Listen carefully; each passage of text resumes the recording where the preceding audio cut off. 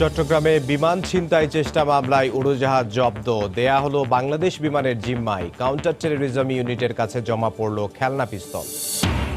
চকবাজারে ওয়াহেদ ম্যানশনের দোতলায় রাসায়নিকের গুদাম থেকেই আগুনের সূত্রপাত। ঘটনাস্থল পরিদর্শন করে বুয়েট প্রতিনিধি দল। চিকিৎসাধীন ৭ জনের ৫ জনই সংকটাপন্ন। ঢাকা উত্তর সিটির উপনির্বাচন কাল ভোট হবে ২ সিটির নতুন ৩৬টি ওয়ার্ডেও। সব প্রস্তুতি সম্পন্ন। আইন শৃঙ্খলা রক্ষা বাহিনীর অতিরিক্ত সদস্য মোতায়েন। রোজা সামনে রেখে এবার আগে ভাগেই তৎপর অসাধু ব্যবসায়ীরা। রাজধানীতে মেয়াদ উত্তীর্ণ শত শত মন মাছ মাংস জব্দ, ৫৮ লাখ টাকা জরিমানা।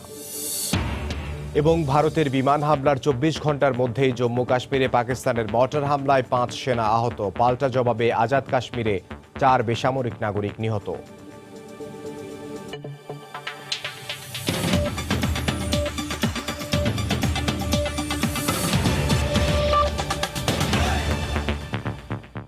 সময় সংবাদের সঙ্গে আছে আমি ইমদাদুল হক।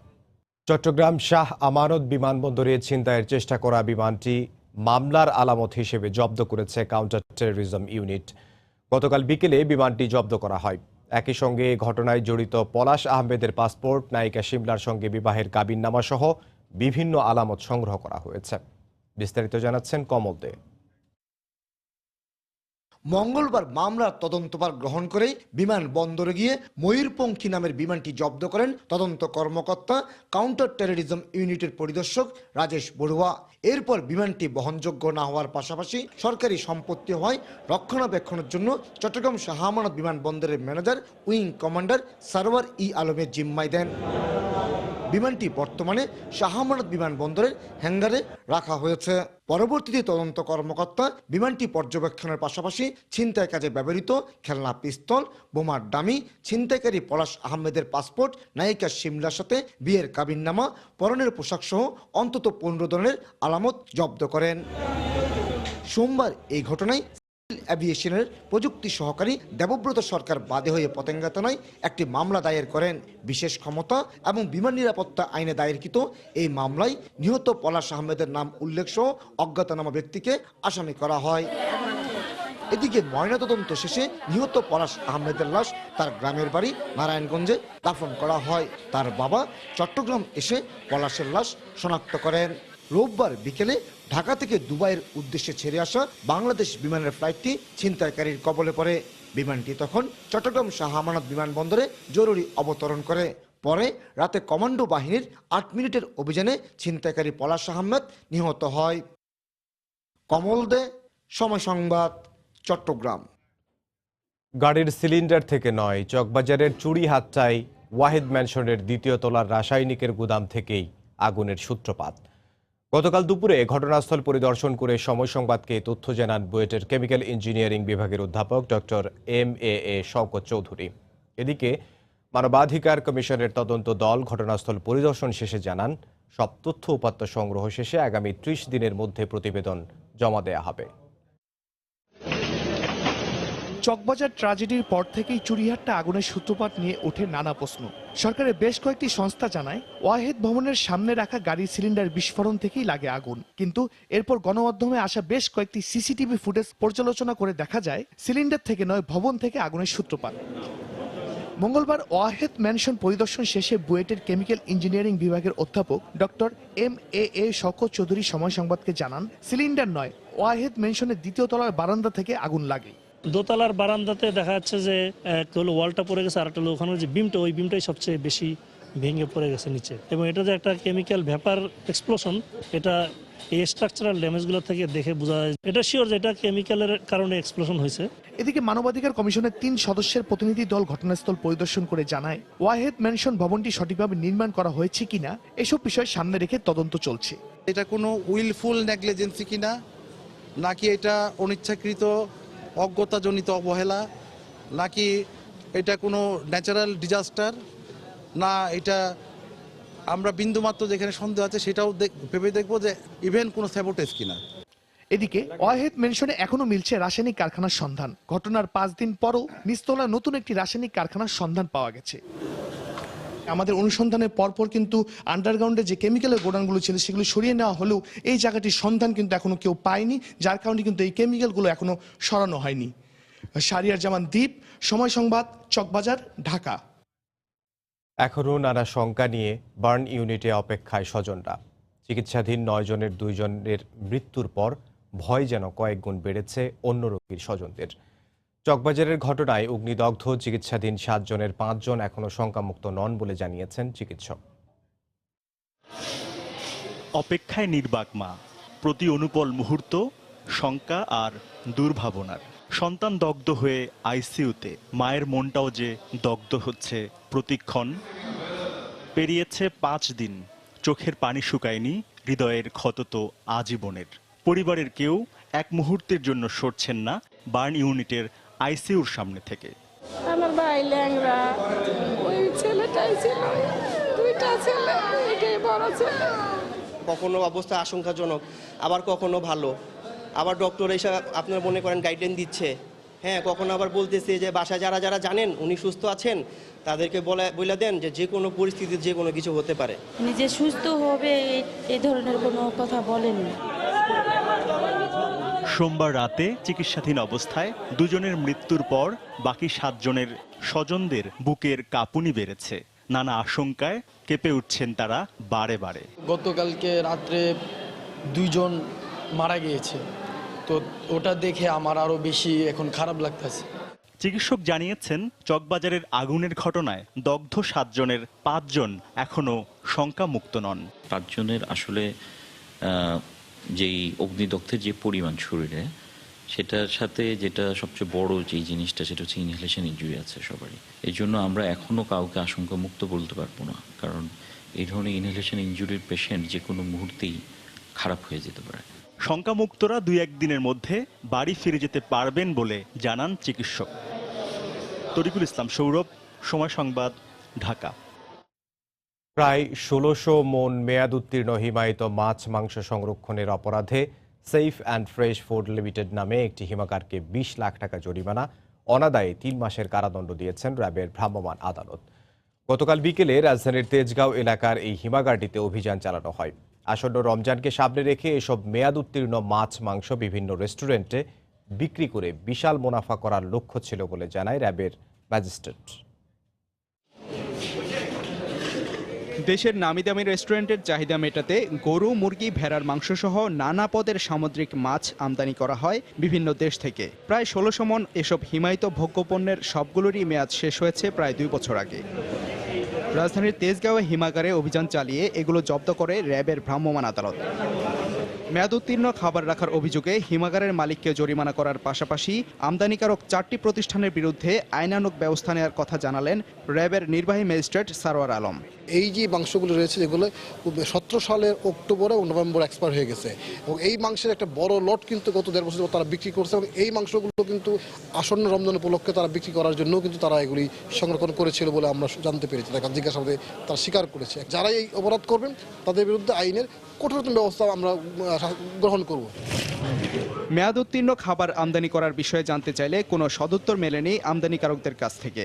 এটা অবশ্যই অন্যায়, আসলে ব্যাড লাক আমাদের এটা এখানে রয়ে গেছে, এটার জন্য আমরা আসলে সরি। এটা নর্মালি আসতেছে যাইতেছে, এটা অ্যাজ ইউজুয়াল সবসময় চলতেছে। ডেট তো তারা করে দেবে, যারা পার্টি যারা বিক্রি করবে তারা করে দেবে, তারা কখন দেবে তারা নিয়ে করে দেবে। আসছে রমজান পর্যন্ত ভেজাল ও মেয়াদোত্তীর্ণ খাবারের বিরুদ্ধে অভিযান অব্যাহত থাকবে বলে জানানো হয়। সাদিকুর রহমান, সময় সংবাদ, ঢাকা। দেশে পরিকল্পিত বিনিয়োগ করতে প্রবাসী প্রকৌশলীদের আহ্বান জানিয়েছেন প্রধানমন্ত্রী শেখ হাসিনা। তিনি বলেন, দেশে এখন বিনিয়োগের অনেক সুযোগ সৃষ্টি হয়েছে। গতকাল সকালে রাজধানীর হোটেল সোনারগাঁওয়ে এনআরবি প্রকৌশলীদের প্রথম সম্মেলনে কথা বলেন শেখ হাসিনা। প্রধানমন্ত্রী বলেন, কেবল একটি পণ্যের উপর নির্ভর করে দেশ এগিয়ে যেতে পারে না, এ কারণে রফতানি বহুমুখীকরণের চিন্তাভাবনা করছে সরকার। উই আর ফর বাংলাদেশ স্লোগানে বিশ্বের বিভিন্ন দেশে নানান পেশায় কাজ করছেন প্রবাসী বাংলাদেশিরা। তাদের মধ্যে প্রকৌশল পেশায় জড়িতদের মেধা ও প্রজ্ঞা দেশের উন্নয়নে কাজে লাগানোর উদ্দেশ্যে ঢাকায় আয়োজিত হলো প্রবাসী প্রকৌশলীদের প্রথম সম্মেলন। বিশ্বের ৩০টি দেশে কর্মরত প্রায় ৩০০ প্রকৌশলীর ২ দিন ব্যাপী এই সম্মেলনের আয়োজন করেছে অর্থনৈতিক সম্পর্ক বিভাগ, অ্যাক্সেস টু ইনফরমেশন A2I এবং ব্রিজ টু বাংলাদেশ নামের একটি প্রবাসী সংগঠন।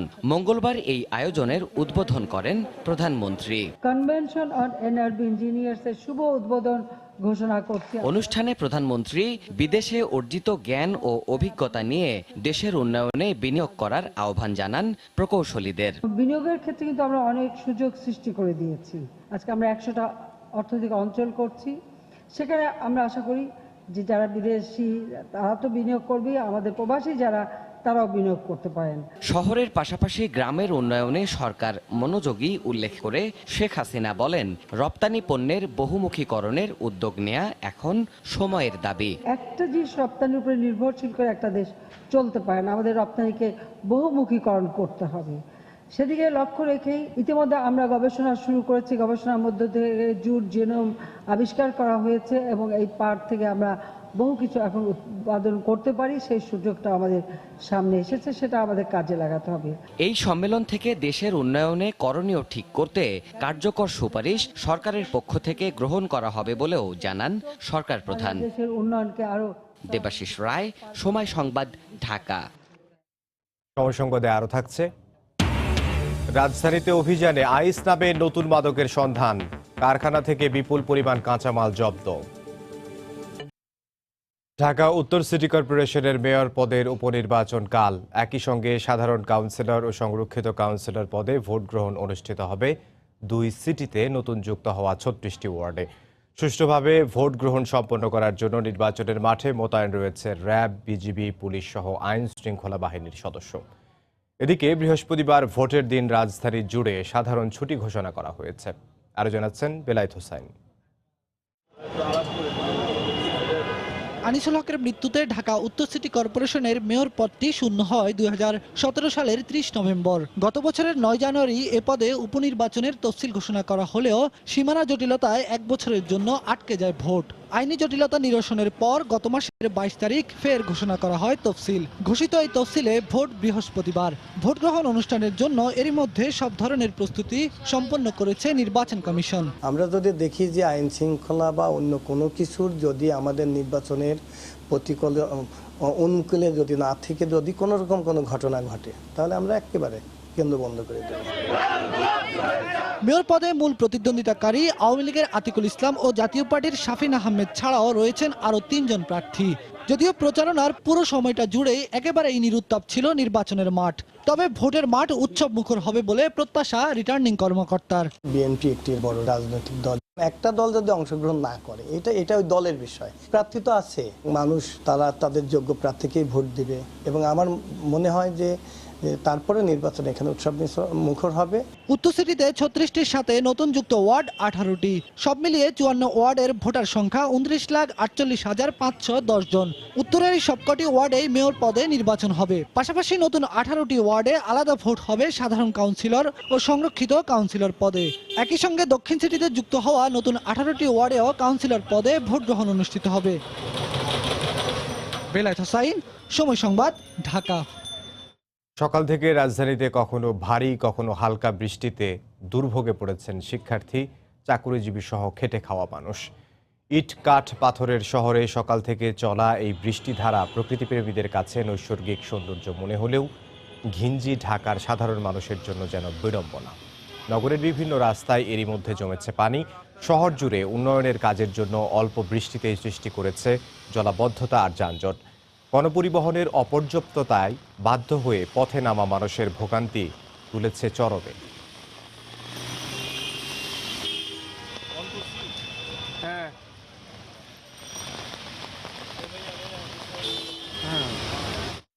কাজে যাইতে পারছি না, এখন গেলে তো লিভার আসেনি, বালু ভিজে গেছে। এক্সাম শুরু হয়ে গেছে এখন। এই যে বৃষ্টির কারণে কাজে যেতে পারতেছি না। সময় সংবাদে আরো থাকছে, কাল ভোরে সিরিজের প্রথম টেস্টে মুখোমুখি হবে বাংলাদেশ ও নিউজিল্যান্ড। ইনজুরির কারণে দলে নেই মুশফিক, অভিষেকের অপেক্ষায় ইবাদত।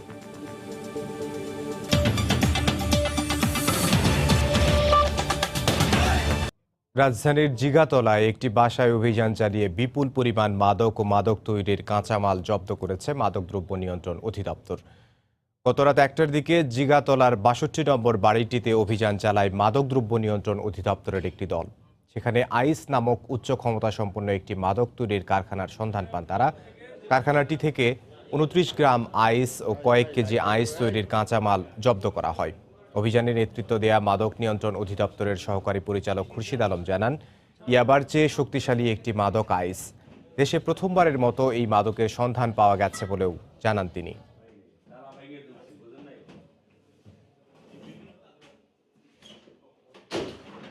এখানে বিভিন্ন ধরনের আমরা পেয়েছি, কেমিক্যালস পেয়েছি, অ্যাসিটন পেয়েছি, তারপরে সিউডোএফিড্রিনের যে উপাদান সেটা পেয়েছি। হাসিফ এটার মূল যেটা মানে তৈরি করেছে সে মালয়েশিয়া থেকে পড়াশোনা করেছে এবং তার বাবার মতে মালয়েশিয়াতে গিয়েই সে ডিরেল হয়েছে এবং বিভিন্ন ড্রাগসের সাথে সে যুক্ত হয়ে গেছে। ক্রিস্টাল ম্যাথ এটা খুব মানে মারাত্মক একটা ড্রাগস, এটা সে বাজারজাত করার জন্য ল্যাব প্রতিষ্ঠা করেছে। তাকে এখন পর্যন্ত আমরা গ্রেফতার করতে পারিনি, আমাদের গোয়েন্দা নজরদারি অব্যাহত আছে। ঠাকুরগাঁওয়ে অজ্ঞাত রোগে আক্রান্ত হয়ে গত 15 দিনে একই পরিবারের 5 জনের মৃত্যুর ঘটনা তদন্তে ঘটনাস্থল মরিচপাড়া নয়াবাড়ি গ্রাম পরিদর্শনে যাচ্ছেন একটি প্রতিনিধি দল। সেখানে আছেন রিপোর্টার রতন সরকার। সরাসরি চলে যাচ্ছে তার কাছে। রতন, ভালো খবর দিতে চাই, সেটি হচ্ছে যে এই গ্রামের যে 4 জন অসুস্থ হয়ে রংপুর মেডিকেল কলেজ হাসপাতালে ভর্তি রয়েছে তাদের কিন্তু অবস্থার অনেকটাই উন্নতি হয়েছে। একটু আগে চিকিৎসকদের পক্ষ থেকে তাদের সঙ্গে কথা বলেছি, তারাও বিষয়টিকে নিশ্চিত করে বলেছে ক্রমান্বয়ে তাদের অবস্থার উন্নতি হচ্ছে এবং রবিউল নামে যে একজন ভর্তি রয়েছে তার সঙ্গে কিছুক্ষণ আগে আমি নিজেই মোবাইল ফোনে কথা বলেছি। তিনিও বলেছেন যে যথাযথ চিকিৎসার মাধ্যমে আসলে তাদের অবস্থা ক্রমেই উন্নতি হয়েছে এবং এখন ডাক্তারেরা তাদের সঙ্গে যে সব কিছু ওষুধ প্রয়োগের মাধ্যমে যেটি চিকিৎসকরা বলেছেন যে উচ্চ ক্ষমতা সম্পন্ন একটি অ্যান্টিবায়োটিক প্রয়োগের ফলে তারা দ্রুত অবস্থার উন্নতি হয়েছে। হয়তো 2-1 দিনের মধ্যে তাদেরকে মেডিকেল থেকে ছেড়ে দেওয়ারও একটি কথাবার্তা চলছে। আর এদিকে আরো একটি ভালো খবরের সেটি হচ্ছে যে নতুন করে কিন্তু আর এই রোগে আর কেউ আক্রান্ত হয়নি, নতুন করে। এলাকার আমরা এসেছি, দেখেছি যে স্বাস্থ্য বিভাগের পক্ষ থেকে তাদের সচেতন করা হচ্ছে, মাইকিং করে তাদেরকে আসলে স্বাস্থ্য সচেতনতা বলতে যেটি বোঝায় আতঙ্কগ্রস্ত না হয়ে সাবধানতা অবলম্বনের কথা বলা হয়েছে। ঢাকা থেকে যে রোগতত্ত্ব রোগ নির্ণয় ও গবেষণা কেন্দ্রের যে 5 সদস্যের টিমটি ঢাকা থেকে এসেছে, তারা অবস্থান করছে এখন এই উপজেলায়। সেখানে তাদের আইইডিসিআর এর যে প্রধান কার্যালয় সেই তাদের সঙ্গে এই সদস্যদের আসলে ভিডিও কনফারেন্সের মাধ্যমে এ পর্যন্ত পাওয়া তথ্য উপাত্ত তারা তাদের সঙ্গে তথ্য উপাত্ত নিয়ে তারা কথা বলছেন এবং আমরা যতদূর জানি যে আর কিছুক্ষণের মধ্যেই ওই তদন্ত যে টিমটি রয়েছে তারা এই গ্রামে আসবে এবং এখান থেকে তাদের প্রয়োজনীয় উপকরণ বা প্রয়োজনীয় যে রোগ নির্ণয়ের ক্ষেত্রে যে সব বিষয় সংগ্রহের দরকার তারা করবেন। তো এই ছিল ঠাকুরগাঁও থেকে আমার কাছে সর্বশেষ। ফিরছি স্টুডিওতে। ইমদাদ, আপনার কাছে। ঠাকুরগাঁও থেকে আমাদের সাথে যোগ দিয়েছিলেন রিপোর্টার রতন সরকার। ই বর্জ্য নামে পরিচিত নষ্ট ইলেকট্রনিক পণ্য দিনকে দিন পরিবেশ ও স্বাস্থ্যের জন্য ঝুঁকিপূর্ণ হয়ে উঠছে। এই বর্জ্য শুধু মাটি, পানি সহ সার্বিক পরিবেশেরই ক্ষতি করছে না, প্রাণঘাতী জটিল রোগ ও প্রতিবন্ধী শিশু জন্মেরও কারণ হয়ে দাঁড়াচ্ছে। সমীক্ষা বলছে দেশে বছরে প্রায় 4.5 লাখ মেট্রিক টন ই বর্জ্য উৎপন্ন হলেও পুনরায় ব্যবহার উপযোগী করা হয় মাত্র 3%। তাই এর ক্ষতিকর প্রভাব থেকে বাঁচতে জনসচেতনতা সৃষ্টির পাশাপাশি ব্যবস্থাপনায় বিধিমালা প্রণয়নের তাগিদ স্বাস্থ্য বিশেষজ্ঞদের। বিস্তারিত জানাচ্ছেন হাজিরা শিউরি। প্রযুক্তির উৎকর্ষতার সঙ্গে বাড়ছে টেলিভিশন, ফ্রিজ, মোবাইল ও কম্পিউটার সহ নানা ধরনের ইলেকট্রনিক পণ্যের ব্যবহার, যেগুলো মেয়াদোত্তীর্ণ বা নষ্ট হলে কিছু ফেরিওয়ালা বা মেকানিকের দোকানে বিক্রি করা হলেও অধিকাংশ নষ্ট ইলেকট্রনিক পণ্যই ফেলে দেওয়া হয়। যদিও এগুলোর ভেতর রয়ে যায় মানব শরীর ও পরিবেশের জন্য মারাত্মক ক্ষতিকর ধাতব ও রাসায়নিক উপাদান। বুয়েট ও পরিবেশ অধিদপ্তরের সমীক্ষায় দেখা যায় বছরে তৈরি হয় 4.5 লাখ টন ই বর্জ্য। এর মধ্যে রিসাইকেল হয় মাত্র 13,000 টনেরও সামান্য কিছু বেশি।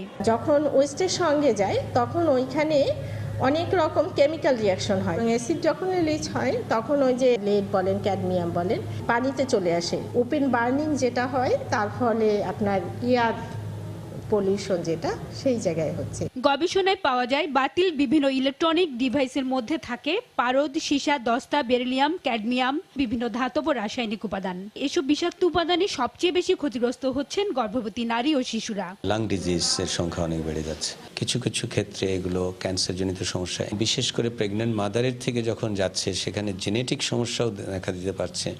Autism one of the problem. Awareness, তারপর হচ্ছে কালেকশন, থার্ড হচ্ছে যারা ই ওয়েস্ট কোম্পানিগুলো আছে তাদের ক্যাপাবিলিটি, সেখানে সরকার যেটা করতে ইনসেন্টিভাইজ করতে পারে। 2011 সালে পরিবেশ অধিদপ্তর ই বর্জ্য বিধিমালা প্রণয়নের কাজ শুরু করলেও খসড়া হয় 2017-তে। এটি চূড়ান্ত পর্যায়ে আছে জানিয়ে প্রযুক্তিমন্ত্রী বলছেন এ ব্যাপারে ইলেকট্রনিক পণ্য উৎপাদনকারী প্রতিষ্ঠানকেও দায়িত্ব নিতে হবে। মনে করি আমাদের এখানে যারা কারখানা স্থাপন করছেন এই ধরনের ডিজিটাল ডিভাইস তৈরি করার জন্য তাদের এখনই ভাবতে হবে যে যেই জিনিসটি বর্জ্যে পরিণত হবে সেটির ব্যবস্থাপনার ক্ষেত্রে কি ধরনের উদ্যোগ নেওয়া দরকার। পরিবেশ অধিদপ্তরের পরিচালিত সমীক্ষা অনুযায়ী 2020 সালে ই বর্জ্যের পরিমাণ দাঁড়াবে 5.5 লাখ টনে। 2035-এ যা বেড়ে দাঁড়াবে 46 লাখ টনে। হাজারে শিউলি, সময় সংবাদ, ঢাকা। রাজশাহীতে অর্থের বিনিময়ে আশ্রয়ন প্রকল্পের ঘর পাইয়ে দেওয়ার অভিযোগ উঠেছে প্রভাবশালী ও জনপ্রতিনিধিদের বিরুদ্ধে। সরেজমিনে ঘুরে এমন অভিযোগের সত্যতা পাওয়া যায়। হতদরিদ্রদের জন্য নেয়া এই প্রকল্পে কোনো অনিয়মের অভিযোগ পেলে প্রয়োজনীয় ব্যবস্থা নেওয়ার আশ্বাস দেন জেলা প্রশাসক। হাবিবুর রহমান পাপ্পুর তোলা ছবিতে সাইফুর রহমান রকির রিপোর্টে বিস্তারিত। 2017-18 অর্থ বছরে প্রধানমন্ত্রী শেখ হাসিনার আশ্রয়ন 2 প্রকল্পের আওতায় একখণ্ড জমি আছে এমন হতদরিদ্র মানুষদের পুনর্বাসনের লক্ষ্যে নিজ জমিতে গৃহ নির্মাণ কর্মসূচি হাতে নেয় সরকার। এরই ধারাবাহিকতায় রাজশাহীর বাগমারা, মোহনপুর পবাসহ 9টি উপজেলায় 2171টি ঘর নির্মাণ করা হয়। 1 লাখ টাকা ব্যয়ে নির্মিত প্রতিটি ঘরের তালিকা করে পর্যায়ক্রমে তা বিতরণ করা হয়। তবে প্রভাবশালী ও স্থানীয় জনপ্রতিনিধিরা নিকটাত্মীয় ও অর্থের বিনিময়ে আশ্রয়ন প্রকল্পের এই ঘর পাইয়ে দিয়েছেন বলে অভিযোগ উঠেছে। সরেজমিনে গিয়ে দেখা গেছে মাসের পর মাস ঘরগুলো ফাঁকা, কেউ গুদাম ঘর, কেউ আবার তালাবদ্ধ অবস্থায় ফেলে রেখেছেন। এ অবস্থায় ক্ষুব্ধ গ্রামের সুবিধাবঞ্চিত অসহায় মানুষেরা। ঘর আইছে, ওদিকে মনে করে 2-3 জন ঘর দেয়া দিছে, কিন্তু আমার ঘর দেয়নি। যারা হচ্ছে রাজনীতি দলের সাথে জড়িত আছে তারা টাকা পয়সা নিয়ে প্রভাবশালী এরাই যে এই ঘরগুলো পাচ্ছে। গরিবের লাগে জিনিসগুলো দিছে, এই জিনিসগুলো কেন টাকা দেয় এভাবে অন্যজনের কাছে দিবে? অবশ্য এমন অভিযোগের সত্যতা পাওয়া গেলেও নানা টালবাহানা প্রভাবশালী ও স্থানীয় জনপ্রতিনিধিদের কণ্ঠে। আমরা মেম্বার চেয়ারম্যানের তালিকা দিয়েছি, এগুলো কোনো রেজাল্ট হয় না। ইওনো সাহেবের মাধ্যমে ইওনো সাহেব করেছে, এখানে উপজেলা চেয়ারম্যানদের কোনো সম্পৃক্ত নয়। তবে এই প্রকল্পে কোনো অনিয়মের অভিযোগ পেলে প্রয়োজনীয় ব্যবস্থা গ্রহণের কথা জানান জেলা প্রশাসক। কেউ স্বজনপ্রীতি করেছে অথবা কেউ ঘরবাড়ি আছে তাদেরকে যদি কেউ তৈরি করে দেয়, এই ধরনের কোনো অভিযোগ আসলে সাথে সাথে আমরা তাৎক্ষণিকভাবে তাদের বিরুদ্ধে আমরা আইনগত ব্যবস্থা নেব। সংশ্লিষ্টরা জানান বাগমারায় 366, পবায় 250, পুঠিয়ায় 305টি, চারঘাটে 48, দুর্গাপুরে 126টি, বাঘায় 408টি, তানোরে 127টি, মোহনপুরে 494টি এবং গোদাগাড়িতে 8টি ঘর বরাদ্দ দেওয়া হয়েছে। সাইফুর রহমান রকি, সময় সংবাদ, রাজশাহী। সময়ের সঙ্গে হারিয়ে যেতে বসা নকশি কাঁথা শিল্প আবার জেগে উঠেছে জয়পুরহাট জেলা জুড়ে। এই শিল্পের বাণিজ্যিক প্রসারে দরিদ্র এই অঞ্চলের গ্রামীণ অর্থনীতির চিত্র অনেকটাই পাল্টে গেছে। কিন্তু বিপণন সমস্যা এবং পুঁজির অভাবে প্রসার ঘটাতে পারছেন না তারা। নারীদের স্বাবলম্বী করার এই প্রচেষ্টাকে স্বাগত জানিয়েছে মহিলা বিষয়ক অধিদপ্তর। জয়পুরহাট প্রতিনিধি শাহিদুল ইসলাম সবুজের পাঠানো তথ্য ও ছবি নিয়ে রিপোর্ট। জয়পুরহাটের খেতলাল উপজেলার আলমপুর গ্রামের নারী উদ্যোক্তা জোবেদা আক্তার নিজ গ্রাম সহ আশপাশের বিভিন্ন এলাকার নারীদের নিয়ে গড়ে তোলেন নকশি কাঁথা তৈরির সংগঠন স্বদেশপ্রীতি। যেখানে শতাধিক বেকার নারীদের নিয়ে নকশি কাঁথার কাজ শুরু করেন নিজ বাড়িতেই। কাজের অবসরে এই কাঁথা তৈরিতে গ্রামের নারীরা তার কাছে ছুটে আসেন কাজ শিখতে। জোবেদ আক্তারের সহযোগিতায় এই গ্রামের নারীরা অনেকটাই স্বাবলম্বীর পথে হাঁটছেন। নিজেদের তৈরি করা বাহারি সব ডিজাইনের এসব নকশি কাঁথা তারা দেশের বিভিন্ন জেলায় পাঠিয়ে বাড়তি আয় করছেন। ছেলে মেয়েদেরকে লেখাপড়ার পাশাপাশি এবং সংসারে যাবতীয় কাজকর্ম করে আমরা নকশি কাঁথা সেলাই করে স্বাবলম্ব হয়েছি। একটু অভাব ছিল সংসারে, আমরা এই খাতা সেলাই করে কিছু পয়সা রোজগার করে আমরা চলতে ফিরতে পারি। বিপণন সমস্যা নিরসন সহ সরকারি পৃষ্ঠপোষকতা পেলে এ পেশার মাধ্যমে নারীদের স্বাবলম্বী করা সম্ভব বলছেন এই উদ্যোক্তা। ছোট্ট একটা সংগঠন করি, সেখানে তাদেরকে বিনামূল্যে নকশি কাঁথার প্রশিক্ষণ দেই এবং এই সেলাইয়ের কাজগুলি সম্পূর্ণ হলে কাঁথাগুলি আমরা বাজারজাত করি। সেখান থেকে যে প্রফিট পাই তাতে আমরা সচ্ছলভাবে চলতে পারি।